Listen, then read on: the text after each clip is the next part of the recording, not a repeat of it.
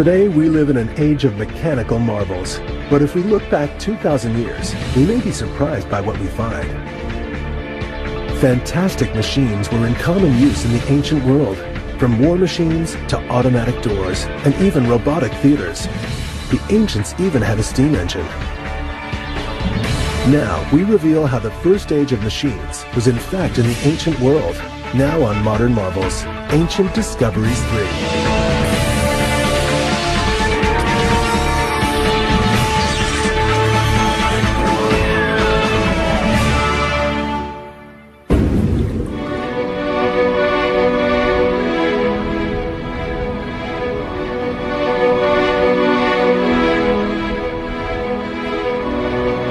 We have for centuries marveled at the world of the ancient Greeks. A world where the human mind was set free to look beyond the everyday drudgery of life and think of greater things.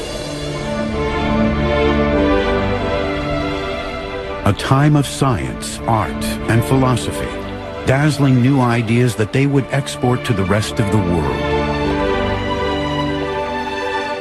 And at the heart of this age of wonder stood a great city. Not in Greece or Italy, but here on the coast of ancient Egypt, in a place called Alexandria. While the Romans thought of war and the Greeks thought of philosophy, in Alexandria they thought of thought itself. These halls once echoed to the footsteps of Plato, Aristotle, and Archimedes. But you might also have found another less well-known face here. He was not a philosopher or poet, but an inventor, and he almost started an industrial revolution 2,000 years ago. They called him Mechanos, the machine man, but we know him as Heron of Alexandria. 2,000 years before the modern day, Heron was building his own machine age and in the process creating devices that still amaze us today. Heron lived in Alexandria at a time when it was the most cosmopolitan city on Earth. This beautiful city, once home to the legendary Queen Cleopatra, was the brains behind the classical world. Great minds from across the world were drawn here to trade in the most valuable of commodities, not gold or slaves or corn, but knowledge. The great library was the bank for this knowledge. Here were gathered together all the writings of the Greeks, Romans, Egyptians, and more. Halls piled to the ceiling with scrolls of mathematics, philosophy, geography, and history, all vying for space with plays, fables, songs, and poems. Today, hardly any of these works survive, and we can only dimly imagine what wonders once lay in Alexandria. But we do know that hidden in its vaults lay the plans for the most extraordinary machines ever created. The Great Library at Alexandria was, I think, the intellectual powerhouse of the ancient world. It was the largest and the best library in the Mediterranean. If you were looking for any particular book, there was always a good chance that you could read it at Alexandria. Attached to the library at Alexandria was an institution called the Museum. Not a museum as we would imagine it, with objects on display in glass cases and cabinets. Museum was a place to muse, to think, to discuss, to invent. Many of the professors in the museum had written the greatest books in the library. Some devoted their energies to figuring out how the world worked, and some spent their time planning, devising, and building inventions. It was here in the museum that Heron set about creating his extraordinary inventions. Today, none of his machines survive, and we know almost nothing about the man himself. But we do know about his marvelous machines, because Heron wrote books on how to build them, and incredibly, copies of some of those books survive. They open a window on the wonderful mechanized world he knew.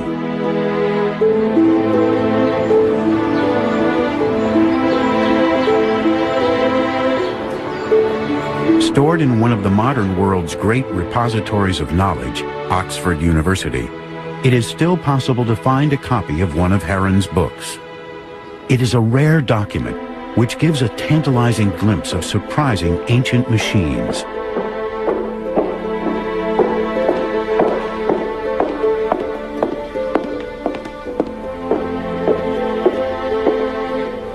Although the original is long lost, this 16th century copy can take us straight back into Heron's world.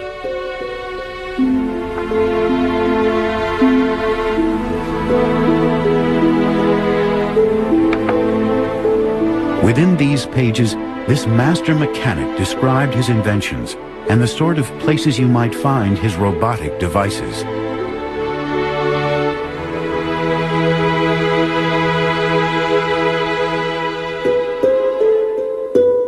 Some were for the home, some simply there as entertainment for dinner parties. Others whirred and clanked away in theaters, producing amazing special effects. But the most likely place to find one of Heron's machines wasn't in either of those places. It was in the temples.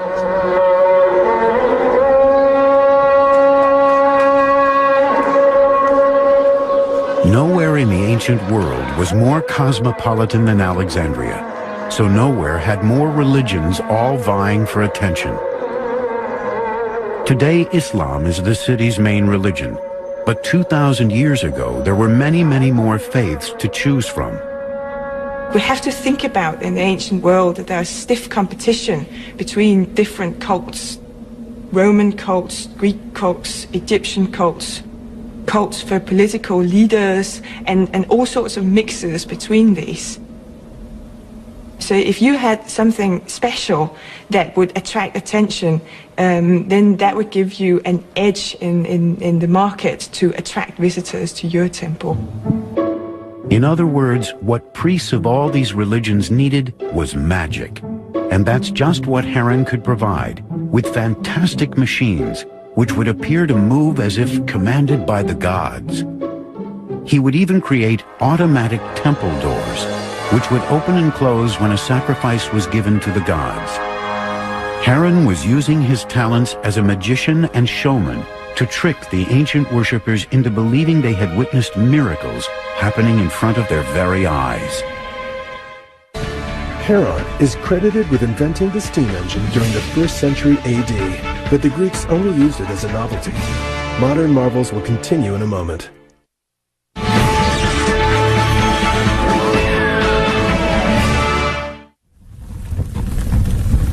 One of Heron's most ingenious machines was his automatic temple doors. The idea was simple but brilliant. As a priest and congregation approached their temple, the doors would magically open to welcome them inside. In front of the huge closed doors of the temple, the priest would theatrically step forward and light a fire on an altar by the doors. Beneath this altar, an amazing array of pipes, containers, and weights would then swing into play, unbeknown to the expectant congregation. Water flowed unseen into buckets that counterweighted the huge doors.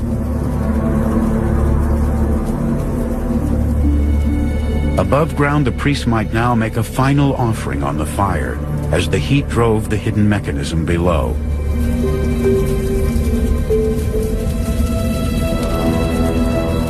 Then suddenly, as the counterweights filled, the doors slowly creaked open as if the gods were pleased with the sacrifice.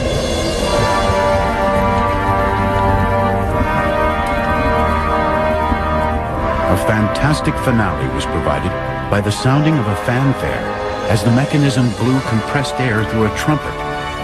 To Heron, it was simply mechanics, but to the congregation, it was a miracle.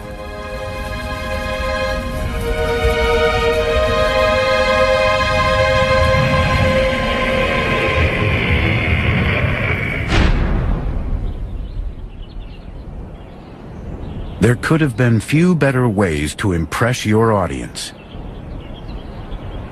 And there is evidence that even the great temple at Ephesus in Turkey, one of the wonders of the ancient world, may have been fitted with these automatic doors.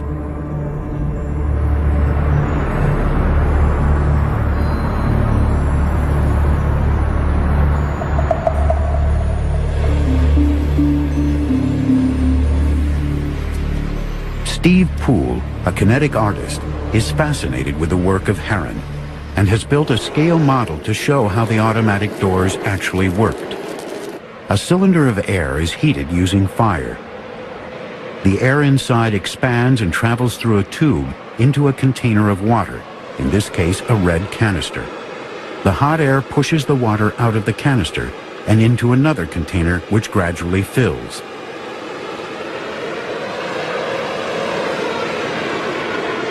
The mechanism uses a counterbalance, and when one container fills and drops, another rises, causing the doors to swing open.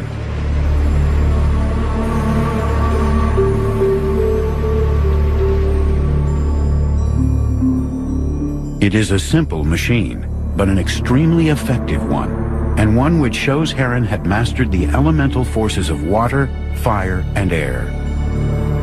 When the altar fire was extinguished, the air cooled and drew water back out of the container, so it rose and closed the doors.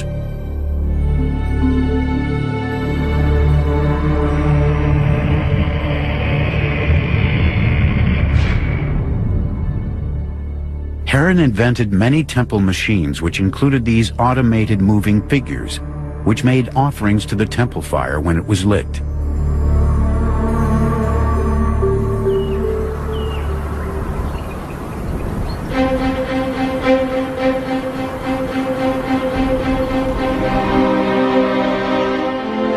Of course, it was one thing to persuade people to come into your temple, but quite another to persuade them to part with their money. And money was the key to running a successful religion. How to get people to spend it and how to collect it were just two of the problems Heron also had answers for.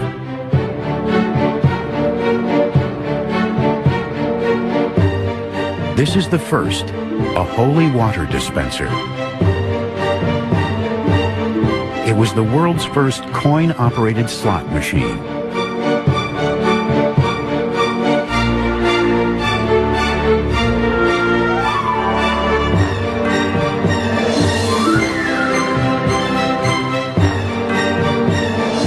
As people entered the temples, they were required to wash their hands using holy water that had been blessed by the priests.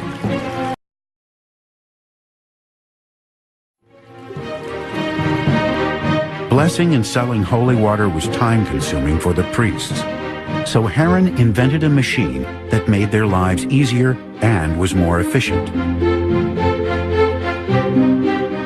When a worshiper placed a drachma coin in the top, out came a precisely measured cupful of expensive but holy water.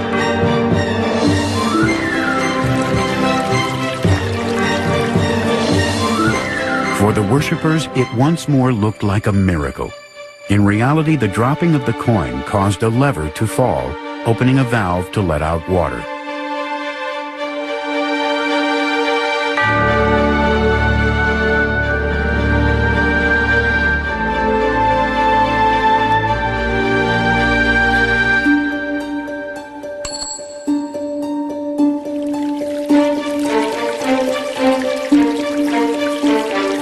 For those who could see the inside, it was simply another mechanical marvel. But for the eager audience, it was pure magic.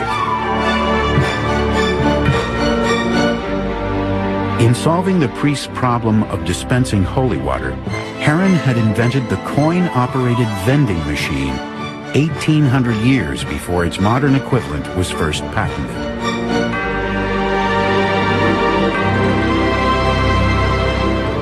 Other miraculous machines may also have helped to bring in the worshippers, such as this replica in a major exhibition of ancient technology in Athens. This magical Greek device is a smart tap.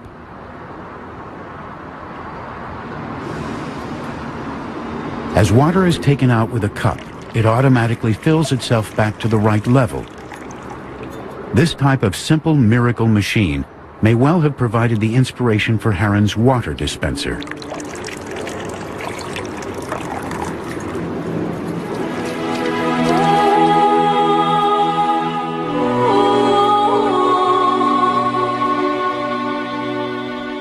It is hard to imagine today that these silent temple ruins may once have been filled with such magical machinery, performing what looked like miracles to an awestruck audience.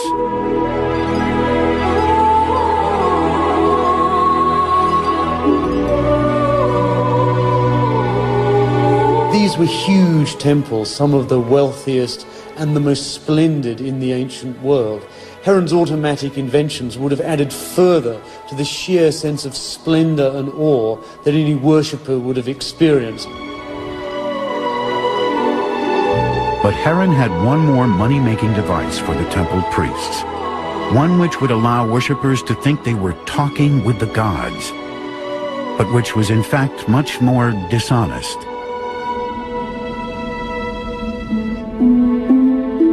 This is the Omen machine, the world's first great con job.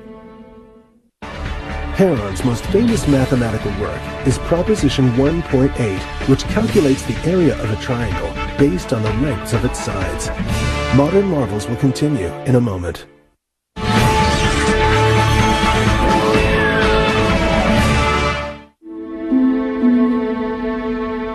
In the ancient world, one of the reasons for going to a temple was to find out what the future might hold. And ancient peoples were happy to pay for a glimpse of things to come. For this, they would consult Heron of Alexandria's Omen machine.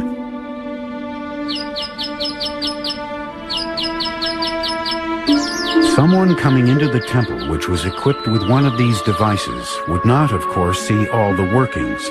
As they walked into the gloom of the interior, they would see just this wheel and a mechanical bird. After paying a suitable fee, they could ask the god a simple yes or no question.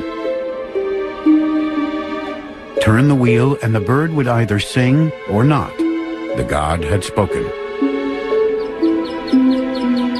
But of course it was not the gods who had made this bird sing, but Heron.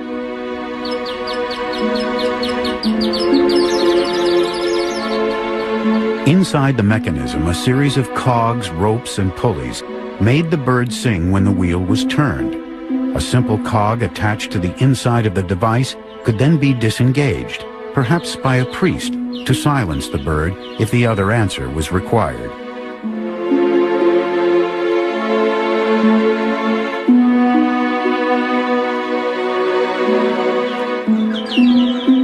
Singing gave one answer, not singing the other.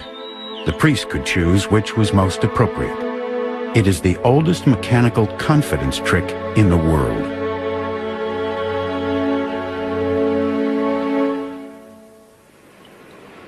And the wonderful bird song? Just a cup attached to a warbling whistle being lowered into a tank of water.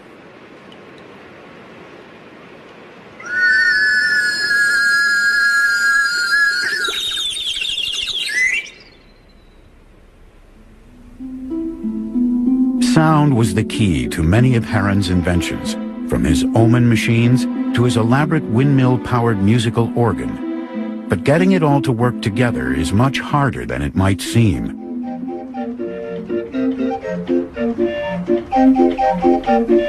Richard Windley is an artist and musical instrument maker who has been inspired by Heron's machines, which incorporated sound movement within their design. Richard recreated a mechanical singing bird similar to the ones that once adorned the Omen machine. It was an intriguing challenge to see if he could make Heron's bird sing.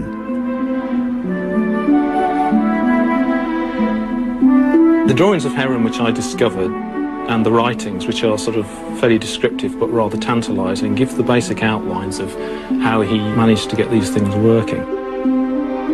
This machine uses the siphon mechanism, the same concept which flushes modern toilets. Water is poured into the top, and when it reaches a certain point, the siphon action sucks out water at high speed. This fast-flowing water pushes the air in the pipes and forces it upwards. It causes a warbling whistle to sing and opens and closes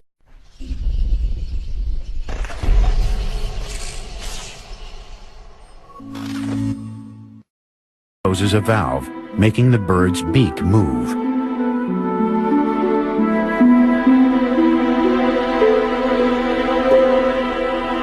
This is a very simple version with just a single bird, but if we talk about sort of whole flocks of these things, perhaps 6 or 8 or 10 of these things all being driven by water pressure, then, you know, the effect would be staggering, particularly to probably a public that were not technologically knowledgeable.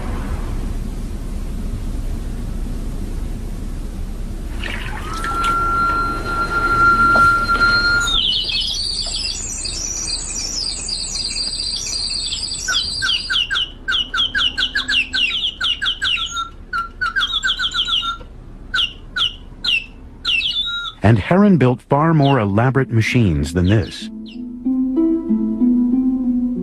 In this strange device, when you lift an apple from a pedestal, a figure of Hercules fires an arrow from a bow toward a dragon.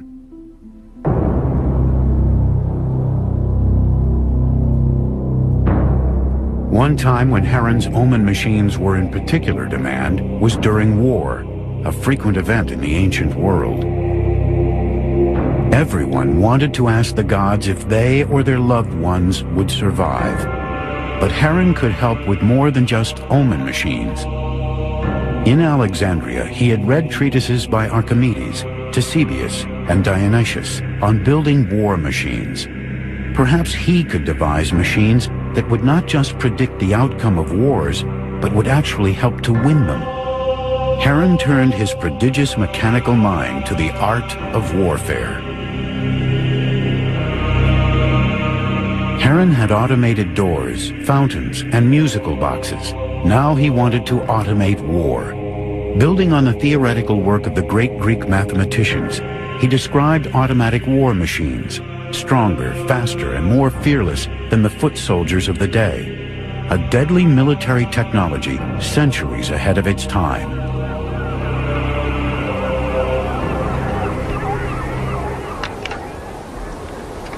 Alan Wilkins has been using ancient descriptions of war machines to try to rebuild these fearsome devices. This is a Greek catapult, but it is no ordinary weapon. This is the Polybolos, the multi-shooter. It's the first machine gun, and it's over 2,000 years before what is now regarded as the first machine gun, the Victorian Gatling gun.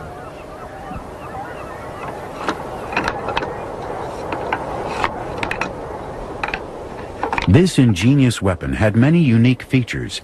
It was one of the first uses of a chain mechanism anywhere on Earth. It could fire a bolt further and harder than any man. And most terribly, it could fire bolt after relentless bolt without rest.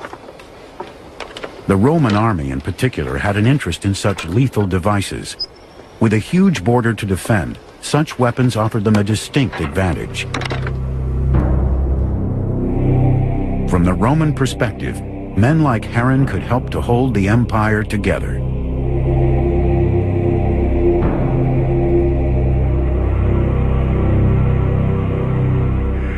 Here on Trajan's column in Rome can be seen an automatic cerobalista, or hand catapult.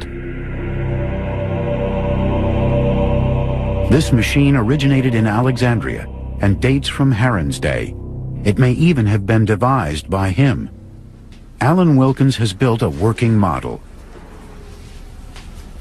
The device mimics the action of a traditional archer firing arrows, but with much more force. It is a primitive military robot.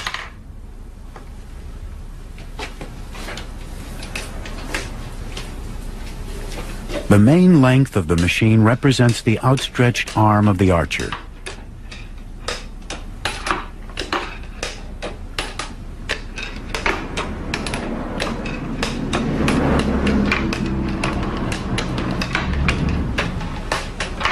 A double-handed cranking system then draws the string back, clamped between two metal hooks. When the arm is fully stretched, these steel fingers then release, driving the bolt forward with terrific force. Alexandria, of course, received a tremendous boost. By Heron's day, it was, of course, a Roman province, and the Romans obviously backed this research there. They continued to want to use engineers like Heron because they knew they were the best. Many devastating war machines would have been used in battle, but others were developed as prototypes for future use. Here are these Alexandrian engineers thinking up all these ideas which are a couple of thousand years before they can ever be realized. They didn't allow the limitations of their own technology to limit their ideas.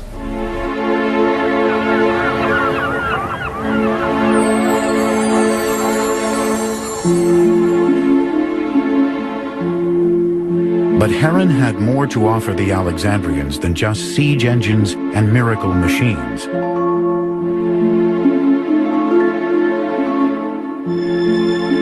He wanted to entertain them, and to do that he chose a place where anything could happen: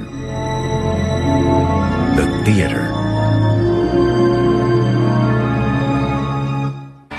Heron describes almost 100 machines and toys in his surviving work, Pneumatica, including a fire engine and a wind organ.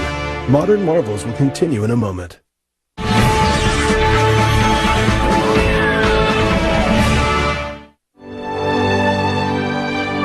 It was in the indulgent world of the theatrical arena that Heron knew his genius at creating magical machines could truly be recognized. In ancient times, theater was at the center of many people's lives. It was here that people could join together and discover new ideas and experiences. Theaters such as this vast one at Epidaurus still stand as a testament to their enduring popularity with the people of the classical world. This was as close as the ancients got to cinema, their very own field of dreams.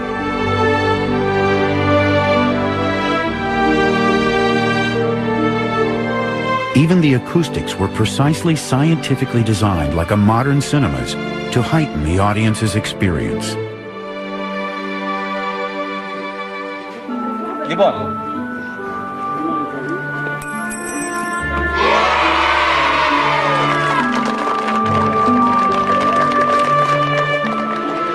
For the classical world, theater was of huge importance and had been for centuries.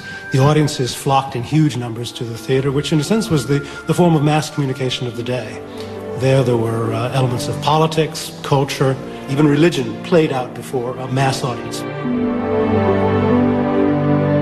Of course, it was hugely attractive to Heron because he had a ready-made audience, an audience which was conditioned, habituated almost, one might say, to going to the theater and enjoying spectacle entertainments there.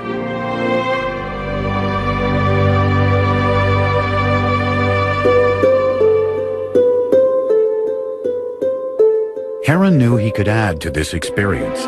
The skills he had learned building war machines and temple illusions could finally be given free rein on a stage where anything was possible. He began by devising theatrical staging with the eerie ability to move on and off stage on its own. This is the first mechanical marvel Heron used to astound the theater audiences of ancient Alexandria. It was built using Heron's original descriptions. It demonstrates how gravity can be used to make a piece of scenery move on and off stage, apparently of its own will. It is the precursor of the modern computerized scenery we see in the West End of London and New York's Broadway today.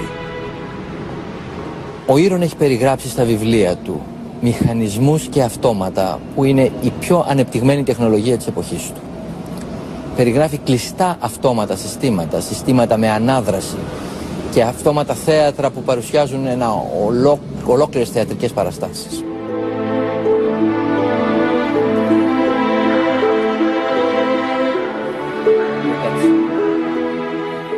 A compartment in the top of the device contained sand, and when it was released through a series of holes, it pulled down a weight. The weight was attached to a rope which was wound around an axle. When the rope unwound from the axle, the device moved forward. When fully unwound, a lever clicked, the weight was lifted, and the device trundled back again.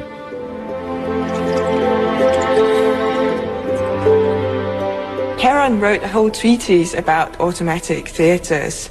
The idea of the automatic theatre is that it can move by itself. Automaton in Greek actually means a self-mover. Heron is quite interested in making absolutely sure that you make it quite small so that the audience won't suspect that there's actually a person inside the theatre running the show.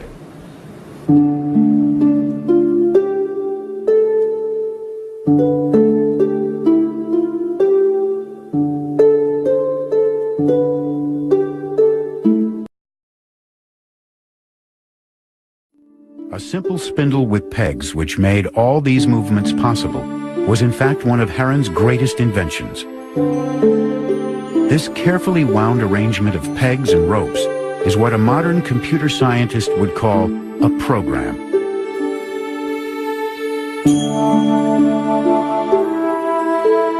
No doubt the audiences at Alexandria's theaters marveled at these moving sets for a while, but as Heron knew, audiences are always looking for something new to grab their attention. He had automated the set, but what about the actors? This would be his next bold step, to create an entirely automatic theater production, with automatic sets, actors, and effects that would run on its own for over 20 minutes.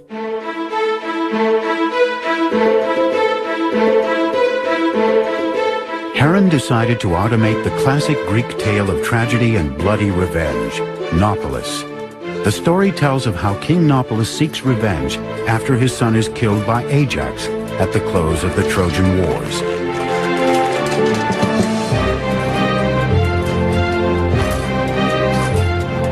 The play begins with 12 characters repairing a warship, all moving automatically.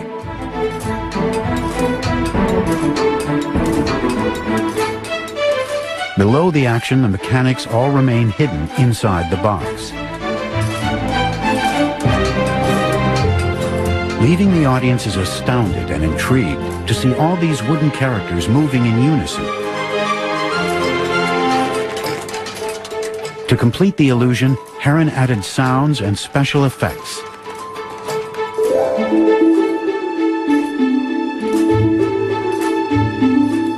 Scenes changed and backcloths dropped automatically, providing a new background for each piece of the action in turn. To prevent collisions between characters, the action all took place on different planes, which rose and fell at different times during the performance.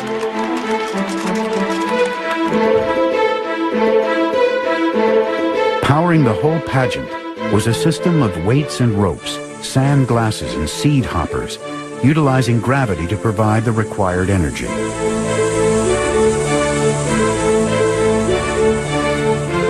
The complexity of so many choreographed automatic elements was an incredible feat of engineering and ingenuity.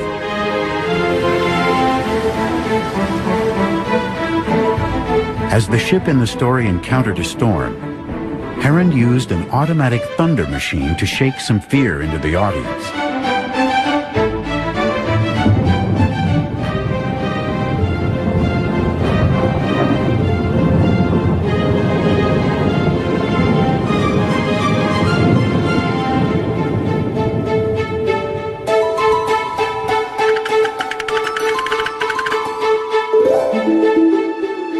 The goddess Athena appears on cue to command the weather as the story reaches its climax. She causes a bolt of lightning to hit Ajax, the enemy in the story.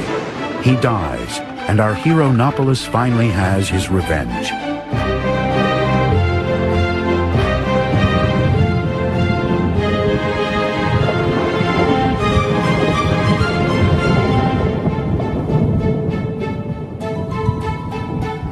As the final sounds rang out around the theater, the first time this play was performed, the audience must have been enraptured by the spectacle in front of them.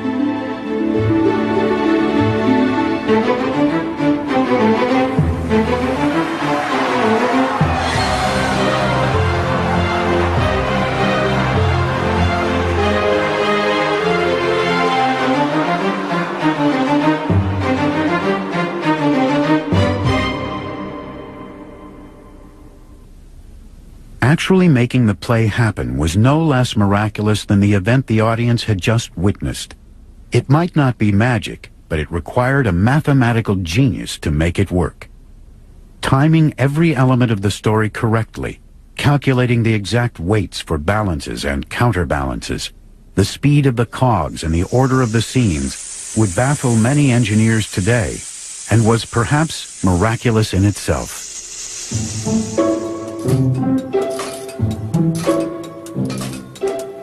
The engine which drove the whole show was this hopper. It harnessed the power of gravity and was filled with either sand or seeds. The slow release of these then started a chain of events. As the seeds fell, a weight on top of them lowered. That weight then pulled a rope, which then in turn turned a spindle. This spindle was effectively the master control.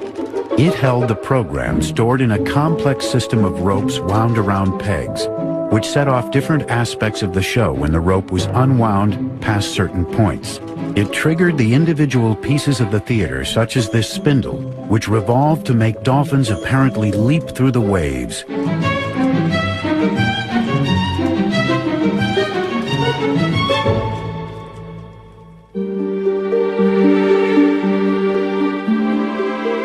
In Alexandrian theaters like this, crowds may once have gasped as roars of thunder and flashes of lightning emerged from the strange automatic theater on stage and reverberated around the auditorium. The theatre in Alexandria, I think, was at the centre of the city's life. Also, and importantly, before the highly critical audience in the theatre at Alexandria, reputations were won and lost. And it's in that highly competitive context that we should see Heron of Alexandria's spectacular stage devices. These were devices meant to wow the audience. It's difficult to recapture something of their impact, but I imagine that it was like watching the first talking movies at the beginning of the 20th century. Something that would make you want to come back to the theatre, something that would make you remember Heron of Alexandria as an inventor. Heron was an entertainer and a flamboyant inventor. While many of Heron's designs were intended to either impress worshippers in a temple or to entertain audiences in a theater, some were mechanical toys or novelties built simply for amusement in the home. But one invention could have changed the world forever. It's a steam-powered engine, invented by Heron thousands of years before its time. Heron's work Catoptrica deals with his study of light and mirrors. In it he states that vision results from light rays emitted by the eyes, and that these rays travel with infinite speed. Modern marvels will continue in a moment.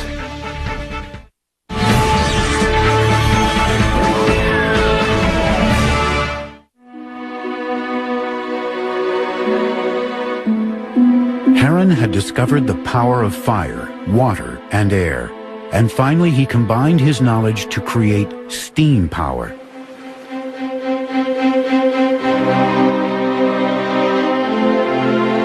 This would lead to the invention of a simple but remarkable device. The strange machine is Heron's steam ball, the first steam turbine engine, and the fastest revolving mechanical instrument in the ancient world.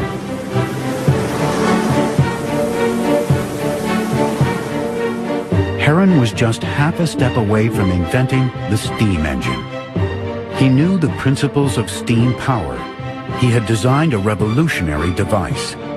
What might have happened if he'd taken that extra half step?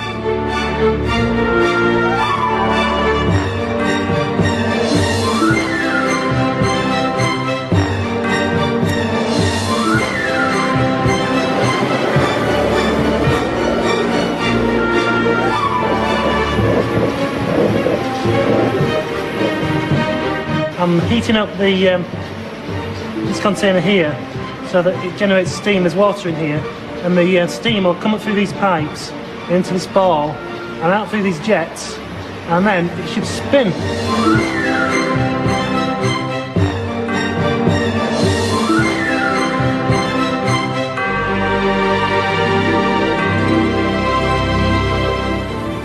It was a sight to behold.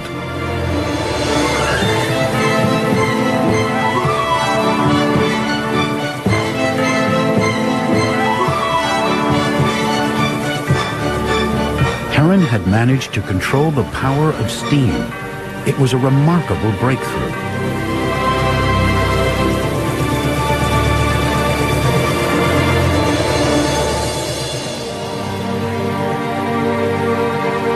This device could perhaps have started an industrial revolution 2,000 years ago.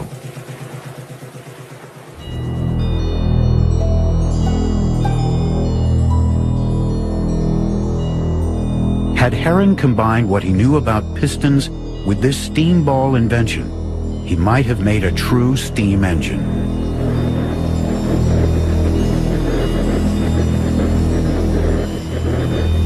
The invention of the steam engine in 1721 ushered in the Industrial Revolution, bringing in its wake mass production, high-speed travel, and the birth of the age of the consumer. The modern world was forged by the steam engine. But how would the world look today if that giant leap had been taken by Heron nearly 2,000 years earlier?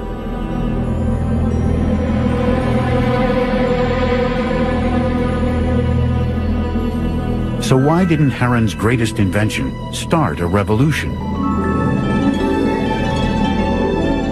Perhaps he simply didn't make the connections and never saw this wonderful machine as anything more than a toy.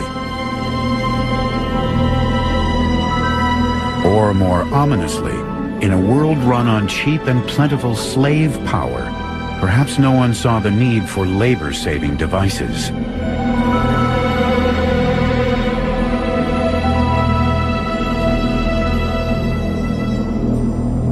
It's fascinating to speculate how the world might be different today if we hadn't forgotten Heron of Alexandria and his wonderful inventions, if they'd been embraced rather than rejected by medieval scholars. If the people who'd seen the wondrous steam ball had thought of it as more than an idle curiosity or just a children's plaything.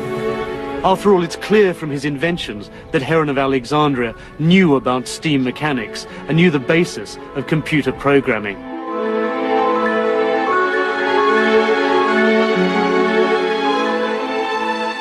There's an interesting scholarly question, which is, you look at Heron's writings and those of his contemporaries, and we feel they're almost approaching technological liftoff.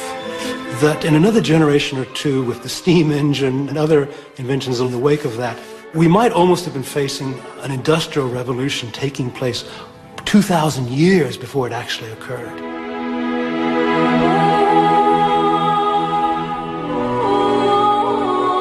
We consider ourselves today at the cutting edge of technology, but in many ways we are only just beginning to catch up with developments in the ancient world.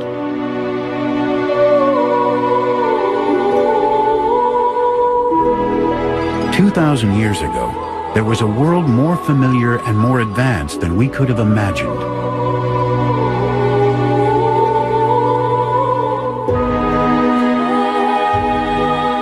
A time when mechanical machines brought wonder and magic to ancient cities. A time that has been forgotten for centuries and is only now beginning to be revealed again. What ancient discoveries still await us, and what others have been lost forever? Heron has given us just a glimpse of his amazing world.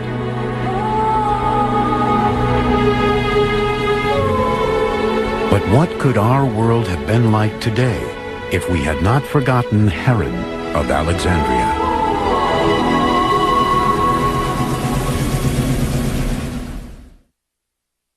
Tomorrow on the History Channel. Way back in the day, historians came up with a list of superheroes.